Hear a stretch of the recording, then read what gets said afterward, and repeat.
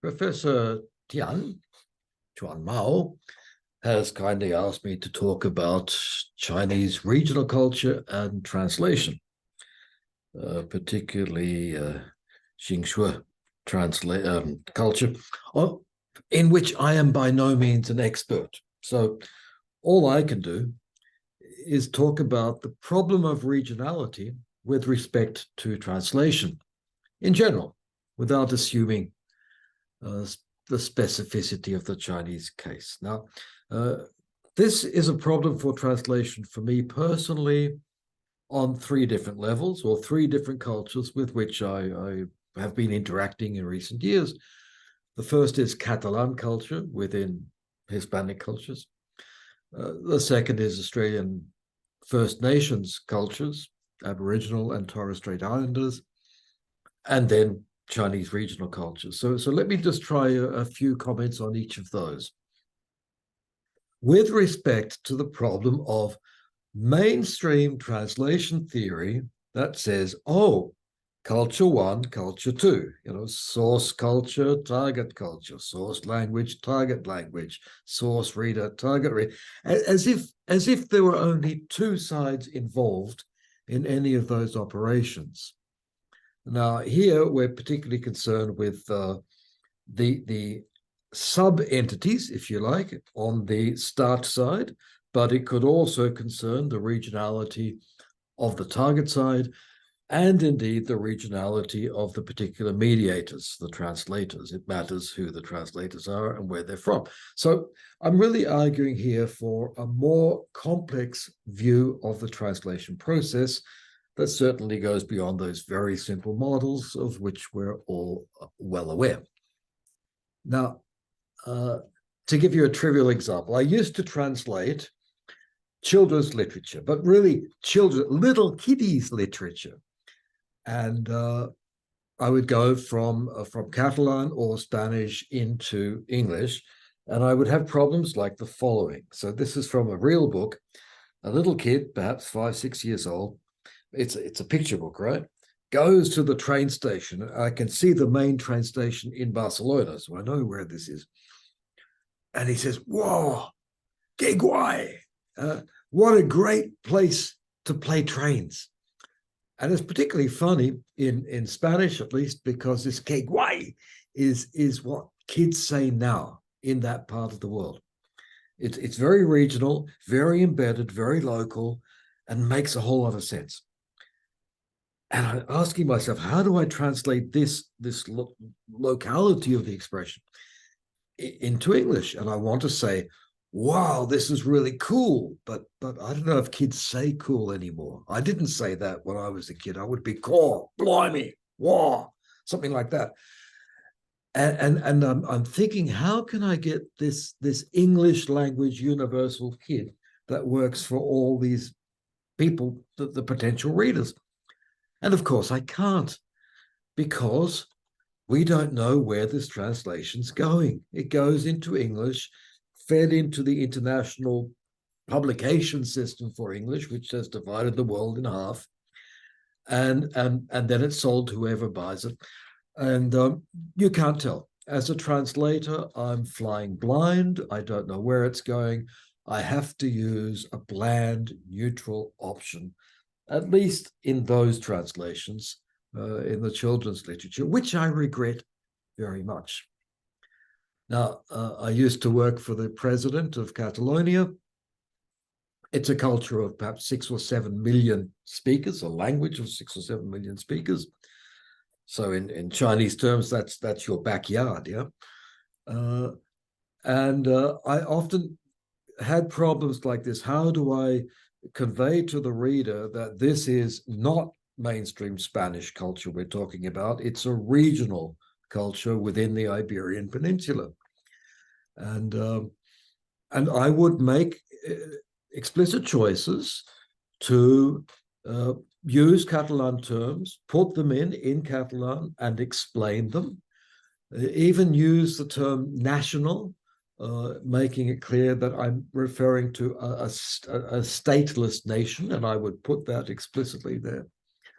And there, my purpose was to make the reader aware of the diversity of the cultures and to add to this understanding of the English language readership of that diversity, if you like, enriching knowledge of the others, and hopefully alerting readers to something more that can be explored beyond the mainstream superficial level of what translation tells us about the other culture. Same thing, by the way, for Australian Aboriginal cultures. Now, these are different kinds of regionality. The Catalan regionality is, of course, contestational. They want political independence and organize illegal referenda to that end. Aboriginal cultures in Australia are seeking recognition, reconciliation, treaty at the moment, and are also contestational, but in a less overtly political way. They're not seeking political independence. But the strategies are very similar. Increasingly in Australian English, we incorporate reference to not just Aboriginal concepts with the terms, but also to country, to localizations. We're aware of what part of this country we are on and whom the land belongs to. Still, the land has not been ceded. And that comes through in the translation options that we have. We're also becoming aware that from the Aboriginal and Torres Strait Islander perspective, this big continent that we're on is not one country.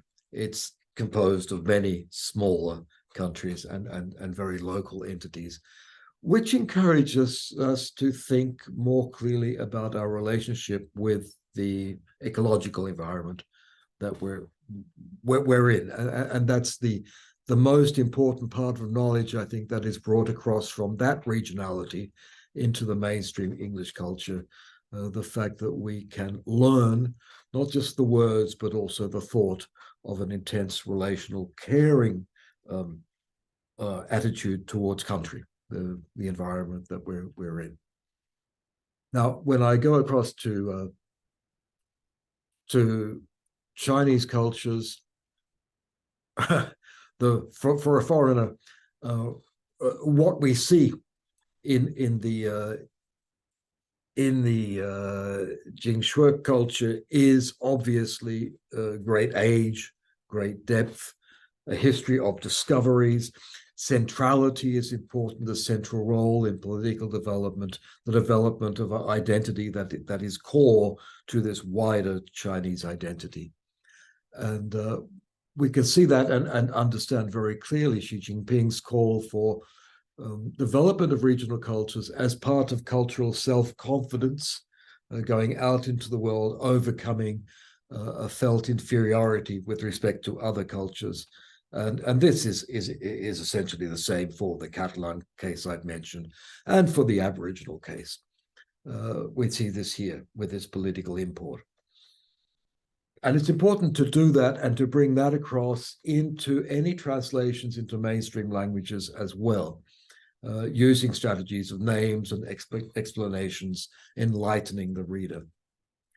I'll just enclose with one observation. This was from my doctoral student, Hubei, who did interviews with Australian readers of Chinese texts, political texts especially. And she found that the Australian readers might react negatively to some of the politics and the political expressions, which are hard to follow for an outsider. But the touches of exoticism, this appeal to great depth, to the mystery, the deep dark ages, this appeal to the superiority of knowledge of cooking in my case. Chinese cuisine is the most attractive part of the culture, perhaps. This intentional use of exoticism in certain translations opens a door, opens a way into the culture, which people will enter not as a means of gaining quick knowledge, but as a way of exploring the other, of learning the language, of traveling to these places and seeing them firsthand and finding out more. those kinds of translations with those touches of what might seem kitsch exoticism actually can work, actually can bring the foreign reader into deeper knowledge of the Chinese cultural other. And for that reason, I am very pleased to participate in this conference.